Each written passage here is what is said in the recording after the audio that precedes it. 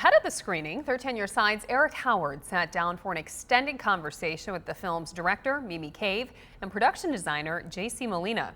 Here's an extended look at their conversation.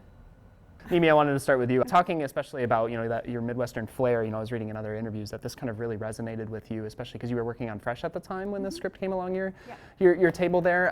You're kind of tapping into two different sides of a directorial vision where you have Fresh, which is very kind of in your face and allows you to be very expressionistic and such an absurd concept. And then you have something here where you're going for a thriller. You're going for something that you got to build to, and you got to kind of set the, set the stage. Everything's always from the script. It's all like, I always tell everyone I work with, just like, return to the script, return to the story. If you don't know or you need direction, it's like look at the characters, they will tell you how you're feeling and how it needs to go. And so I think with this one, so much of it was the Midwestern thing that I connected to the characters very quickly, so I could kind of see the direction I wanted to go in, and then I was able with the writer Andrew to sort of do rewrites to kind of get it into a place that felt a little more like my world. I grew up on the other side of Lake Michigan. I kind of had it was very easy for me. My mom was a teacher. Like a lot of the ties were the same.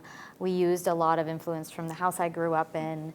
So early 2000s, that was my jam. I was in high school, so I remember it very well. JC, I had a question for you as well. When you took something like this on, this kind of period piece, how did it feel to kind of jump into a production like this with a very distinct look? Because Holland is very distinct amongst West Michigan and just Michigan as a whole. For me, it was a lot of research. There was a ton of research. Amy and I traveled here before the film really even got up and running. It was also, just talking with that town of Holland and getting some archival footage from the old parades.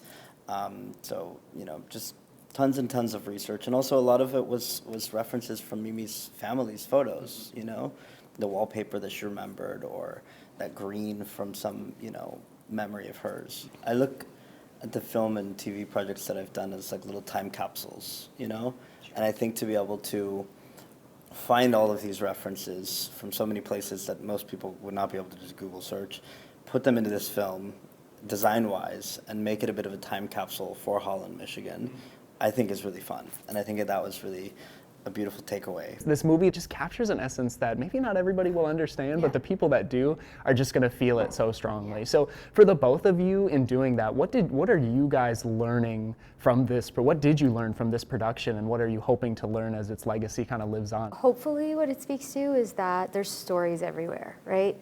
And it could be a town, like Fargo. It could be a place that's really unknown, but there's people in those towns, and they all have stories and secrets. And and so I think in a way, doing films and TV shows that are based in places that maybe a certain region only knows or whatever, it just reminds you that there's stories everywhere, and you can find inspiration everywhere. And I hope that's what carries on, I think.